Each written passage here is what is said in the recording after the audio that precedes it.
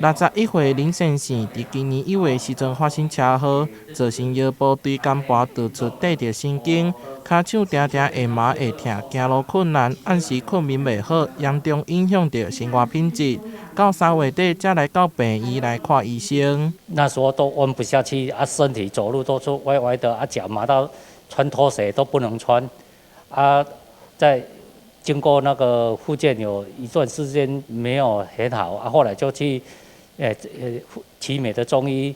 给主任看啊，主任说那个脊椎盘突出压到神经有筋骨比较紧一点。现代人因为使用这个3C 产品长期姿势不良或者是车祸外伤很容易导致这个颈椎或腰椎的椎间盘突出，那进而会有一些手脚麻木无力的现象这个都会造成晚上会失眠会造成生活很大的困扰。那我们中医呢有这个小针刀的疗法，再搭配美式整脊的疗法这样子都可以帮助病人改善这些手脚麻木无力的现象，会有很好的疗效。小扁针甲一般的针灸的针无同，小扁针更较快，会当有效对筋骨进行放松甲治疗。传统的针灸会留针15到20分钟，小扁针治疗的时间是相对较短，会当快速的针对酸痛的部位来做到改善。一般我们针灸针呢，前面是尖锋小针刀的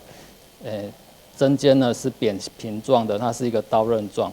那它在进到筋骨里面呢，就可以去松解筋骨的粘连可以疏通气血、舒筋活络。美式整脊是经过医生精准评估量骨刷位了后，用特殊的机械来治疗，让神经莫阁地着。所以美式整脊加上小扁针，会当舒筋活络，并且比传统的治疗方式会阁较会好，让患者有了新的选择。台南新闻杨顺怀采访报道。